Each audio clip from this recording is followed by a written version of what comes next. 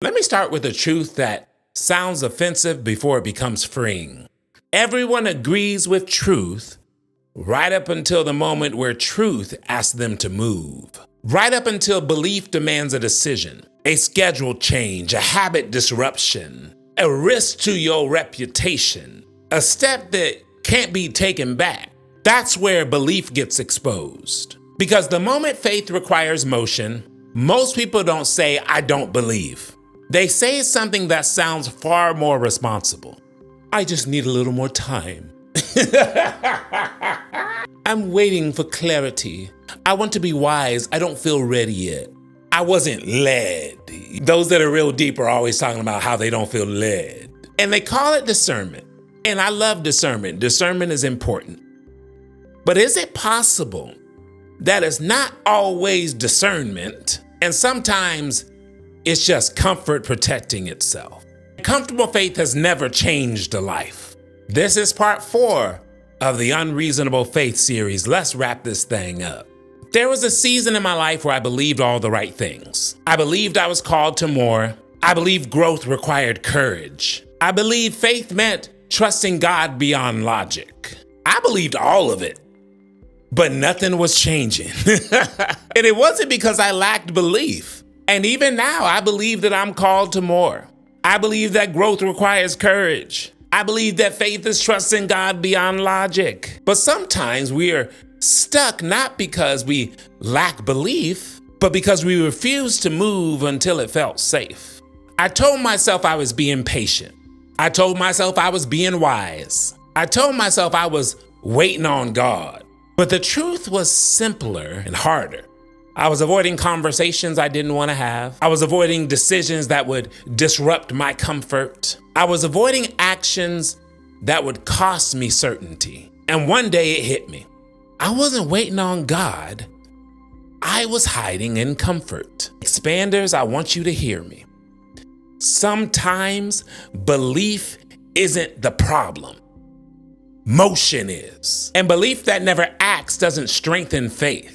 Slowly trains you to betray it. Faith without action isn't weak, it's dead. There's a reason that the scripture doesn't say faith without works is discouraged. It says it's dead, not incorrect, not incomplete, dead, no life.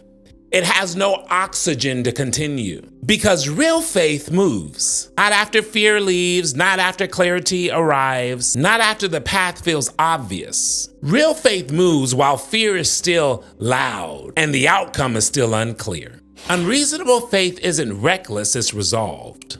It says, I don't need confidence to obey.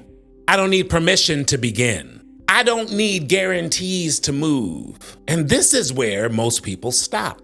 And sometimes we believe enough to feel inspired, but don't act enough to be transformed. So let's name the real enemy. I don't believe it's failure, and no, I don't even believe it's fear. It's comfort. Comfort is dangerous, not because it feels wrong, but because it feels responsible. Comfort says you've already done enough. You can move later. You don't need to push right now. But here's the truth that no one tells you. Comfort doesn't preserve your life, it slowly shrinks it. Comfort is delayed obedience, it's identity erosion, it's faith paused long enough to expire. And the most dangerous part is, comfort never announces itself as quitting. It disguises itself as waiting. There's a massive difference between belief and motion. Belief says I agree, but motion says I commit. Belief feels safe, motion costs something. Time, energy, pride, familiarity. The version of you that always knew where you stood. But you don't grow just by agreeing with truth. You grow by acting on it. And that means every real season of growth requires you to move before confidence arrives. Because confidence is not the prerequisite. Action is. Another lie that traps people is a lie that transformation happens in a big moment. One decision, one breakthrough, one emotional surge. But intensity changes feelings. Consistency changes identity. Unreasonable faith isn't loud, it's faithful. It shows up tired, it moves without applause, keeps going long after the motivation fades. And you know what? Anyone can sprint once. Very few people can walk forward every single day. That is why faith without action stays fantasy. Fantasy waits for emotion. Faith builds rhythm. When the storm rolls across the plains, most animals run from it. They scatter, they flee, they exhaust themselves in order to escape. And in doing so, they stay in the storm longer. But bison do something different. Bison turn toward the storm. They turn toward it and run straight through it. Why would you run to the storm? That sounds crazy to me. That doesn't sound wise. Why would I run into the elements like that? Bison instinctively run into the storm because they understand that running into the storm shortens their suffering. Come on, bison. And here's the parallel. Most people spend their lives avoiding discomfort, avoiding hard conversations, delaying difficult decisions, postponing the very work that would change them. But the people who change their lives don't avoid the storm. They move toward it. And just so you know, you're not avoiding the storm. The storm is coming. It rains on the just and the unjust, which means wherever you go in your life, eventually you're going to run into some rain. But I need to make this clear. Discomfort is not a sign that you're doing something wrong.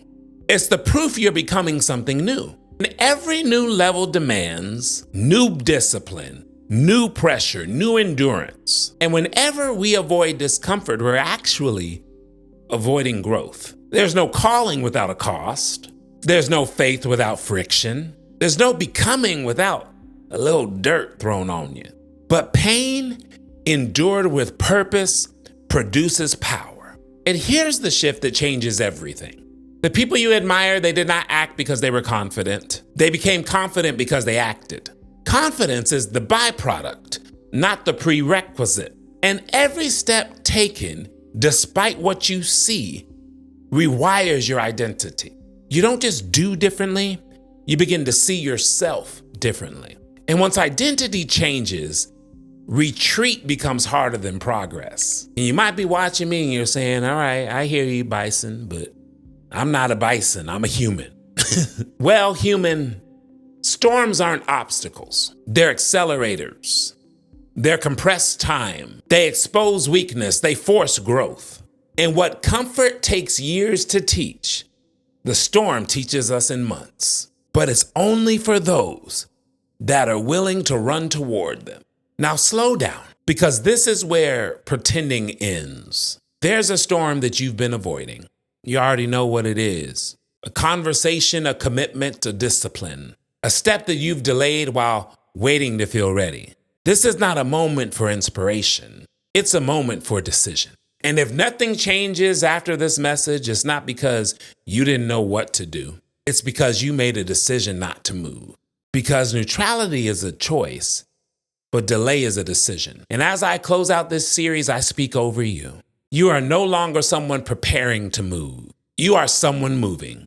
You are not built for comfort. You are built for endurance. You're not disqualified by fear. You're defined by obedience. You run towards what others avoid. So I leave you with this. If you believe, move. Feel a little fear, move. Storm is coming, move. Because unreasonable faith doesn't sit back and watch life happen. It steps forward and shapes it. And that's why people that change their lives look delusional in the process, right up until the moment they become undeniable. This isn't just the end of a series, but this is the beginning of an unreasonable faith movement. It's not delusion, it's faith. Always remember that growth is a journey. It's not a destination. I'm in it with you, and I'll see you on the next one.